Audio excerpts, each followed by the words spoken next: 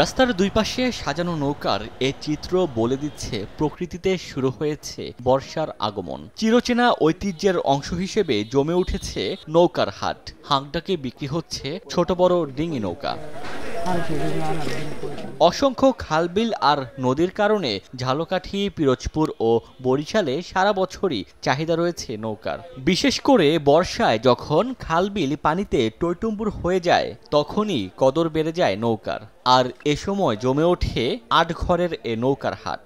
হাটে যাওয়া, কান্দিতে যাওয়া, কৃষি কাজে ধান কাটতে যাওয়া, নৌকা আমাদের সবসময় জন্য প্রয়োজন। এটা আমাদের তালই দাদা হইতেই হাট আমরা দেখতে দেখতে আসছি। এক একটা 5,000, 7,000, 2,000, 3,000 নৌকা বুঝছে, ছোট বড় আছে।